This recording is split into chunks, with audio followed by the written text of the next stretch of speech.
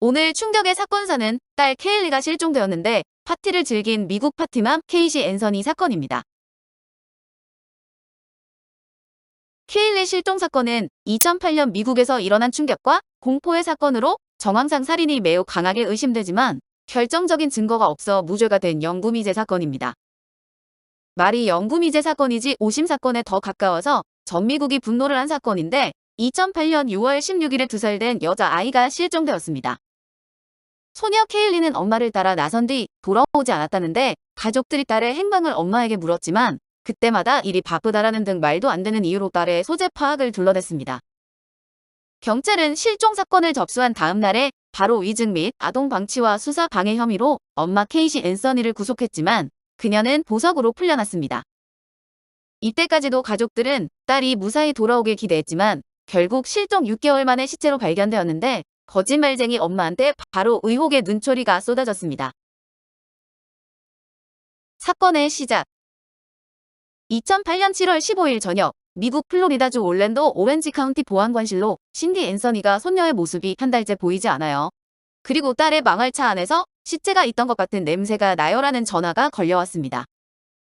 문에 넣어도 아프지 않던 2살 배기 외손녀 케일리 마리 앤서니가 사라졌는데 6월 16일 당시 22세인 딸 케이시 앤서니가 케일리를 데리고 1시간 30분가량 떨어진 템파로 떠난 후 신디와 남편 조지는 손녀를 보지 못했습니다.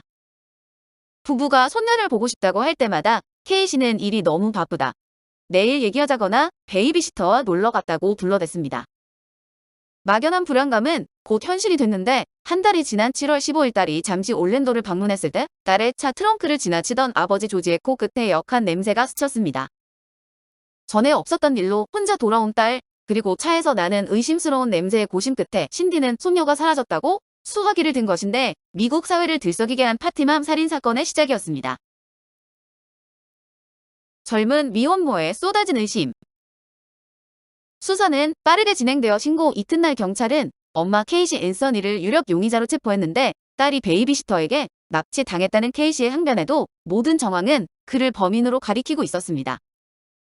행동이 특히 수상했는데 정상적인 부모라면 자식이 사라지면 백방으로 수소문하거나 평정심을 유지하지 못했을 것이지만 이 젊은 엄마는 한 달 동안 한 차례도 실종 신고를 하지 않았습니다.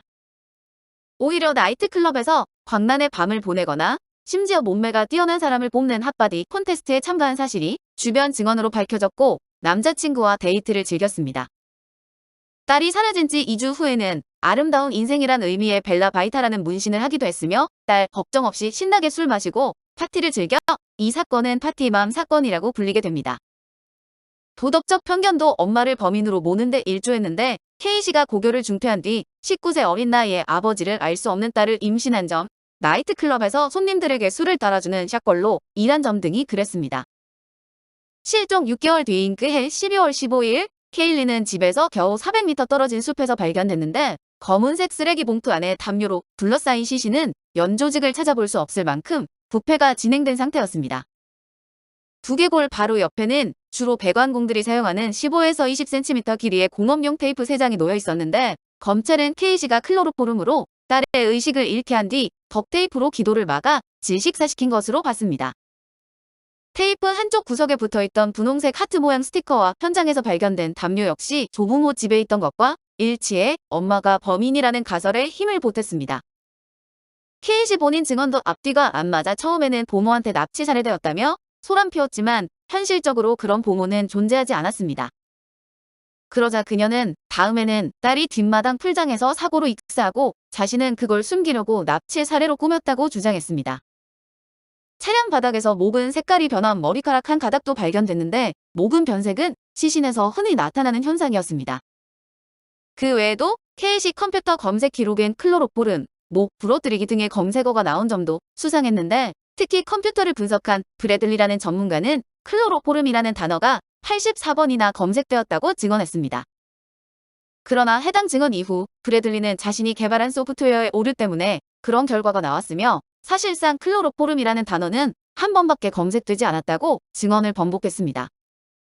실제로 케이시 앤서니 본인 자동차에서 클로로포름이 발견되었으며 경찰 취조 중에 없는 이름의 사람을 동료라고 언급하기도 했습니다. 이 밖에 자신이 일한 적도 없는 유니버셜 스튜디오의 이벤트 코디네이터로 근무했다는 등 자잘한 위증도 많았는데 조사 과정 중 하는 말도 모두 거짓말이라서 수사관도 당황했을 정도라고 합니다.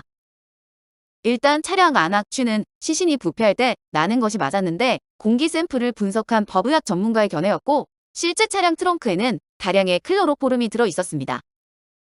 석 달 뒤인 10월 14일 오렌지 카운티 검찰은 K씨를 1급 살인, 위증, 아동학대 등 7개 혐의로 기소했는데 검찰은 유죄 입증을 자신했습니다. 각종 과학수사 기법을 동원한 덕분에 증거는 차고 넘쳤는데 제시한 증거만 400개, 수사 문서는 700쪽에 달했습니다. 무죄가 선고되는 재판. 2009년 4월 13일 검찰이 케일리에게 사형을 구형한 것은 당연한 귀결이었는데 제프 애시튼 검사는 2011년 7월 4일 재판 최종 논고에서 이렇게 말했습니다. 아이를 낳으면 그 아이는 당신의 인생이 된다. 이 사건은 부모로서의 책임과 그에 따르는 기대, 그리고 K씨가 추구하던 삶의 충돌에 관한 것이다. 부모는 원하는 삶과 책임져야 하는 삶, 둘 중 하나를 버려야 하는데 엄마는 자식의 희생을 택했다. 20대 초반 미혼모가 자유를 갈망해 어린 딸을 죽였다는 자극적 스토리는 단박에 대중의 호기심을 자극했습니다.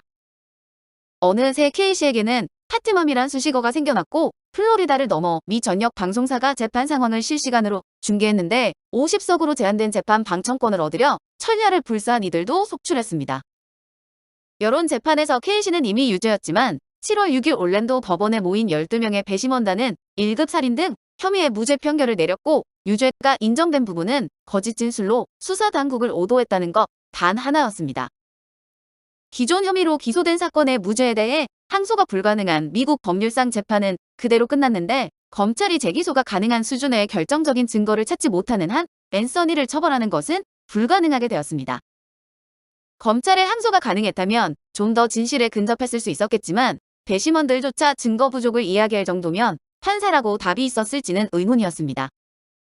이 판결은 2년 7개월 동안 사건을 지켜본 수많은 사람들에게 충격으로 다가왔으나 판결을 내린 배심원단은 검찰 측의 증거가 너무 불충분했기 때문에 무죄 판결을 내릴 수밖에 없었다고 말했습니다. 배심원으로 무죄 판결을 내렸던 러셀 웨쿨러는 검찰 측의 증거가 워낙 불충분해서 어쩔 수 없이 무죄 판결을 내릴 수밖에 없었다고 말했습니다. 또 다른 배심원이었던 제니퍼 포드는 판결을 내리면서 화가 났다며 그녀를 기소할 수 있을 만한 증거가 있기를 간절히 바랬지만 증거가 불충분해 무죄 판결을 내릴 수밖에 없었다고 말했습니다. 이 사건은 제2의 오제이 심슨 사건이라 불리기도 했으며 아이의 실종이나 사망을 빨리 신고하지 않은 부모를 중죄로 처벌하는 법안인 케일리 법을 16개 주에서 추진하기도 했습니다. 사건 자체가 워낙 논란거리가 되어 보도하는 족족 여론이 들끓었었는데 무죄 판결이라서 사람들의 분통이 제대로 터져버린 것인데 비판 여론이 너무 드세서 배심원들의 명단 공개를 미뤄야만 했을 정도였습니다. 판결 이후 결과가 달라지면 여론의 물줄기도 바뀌기 마련으로 대중은 금세 용의자를 성급하게 범인으로 단정지은 언론의 비난의 화살을 돌렸습니다. 유죄 확신이 어려운 상황에서 미디어의 무리한 보도가 K씨를 살인범으로 믿게 만들었다는 것인데 각계의 질타에도 흥미 위주의 보도 관행은 변하지 않았습니다. 자유의 몸이 든 K씨가 이듬해 셀프 동영상을 찍자 언론은 벌떼처럼 달려들어 시시껄렁한 얘기만 했는데도 재판 당시와 달라진 금발 단발머리와 노출 심한 옷차림을 한껏 부각시켰습니다. K씨 앤서니는 2011년 가장 싫은 사람 1위에 뽑히고 K씨 앤서니의 얼굴로 할로윈 마스크가 만들어지기도 했습니다. 고교 중퇴에 맨날 놀기만 해서 써먹을 기술도 없는 K씨는 당연히 소송 비용으로 완전 파산에 이르렀고 대형 포르노 회사인 비비드 엔터테인먼트에서 포르노 출연을 제안하기도 했답니다. 타블로이드 신문이나 방송에서 거금을 걸고 인터뷰를 요청했지만 아직까지는 대중에게 모습을 드러내지는 않고 있습니다. 그렇게 미제 사건으로 잊혀져 가는가 싶었지만 2016년 5월 24일 이 사건을 여전히 조사 중인 조사관에 의해 피고 측, 즉 앤서니의 변호사 호세 바에즈의 증언이 나오게 됩니다. 호세 바에즈는 살인마로 타락한 미식 축구 선수 에런 에르난데스를 변호하기도 한 인물인데 그녀가 딸을 죽였다고 알고 있었으며 입막음 겸 성관계를 가졌었다고 주장하는 내용이었습니다. 그런 추가 서류가 법정에 제출되었지만 증명되지는 않은 상태이며 살인과 별개로 위증에 의한 행정력 낭비 비용에 대해서는 전액 다 갚으라는 판결이 나왔습니다.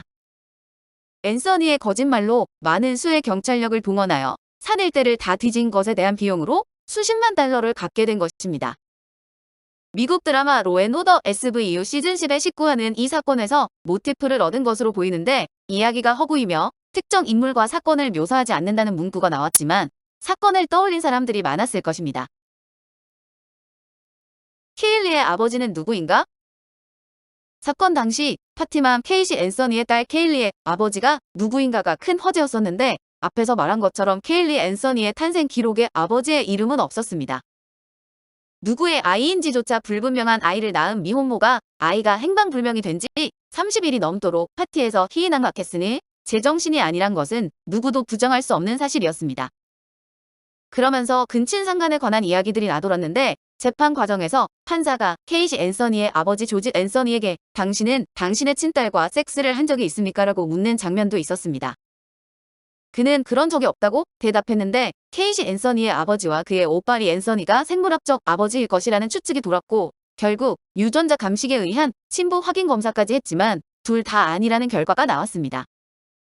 심지어는 케일리가 태어날 무렵 사귀던 남자친구는 케일리를 자신의 딸처럼 대했는데 동일한 결과가 나와 그 남자의 아이도 아니었습니다. 그녀는 임신한 사실을 알고 임신 중절을 하려고 했는데 어머니 신디 앤서니는 그녀에게 아이를 낳도록 했다고 합니다. 변호사 호세 바에즈가 낸 책에 의하면 케이시 앤서니는 자신의 딸 케일리 앤서니의 아버지가 자신의 아버지 조지 앤서니일 것이라고 믿고 있었다고 합니다. 오늘 충격의 사건사는 딸 케일리가 실종되었는데 파티를 즐긴 미국 파티맘 케이시 앤서니 사건이었습니다.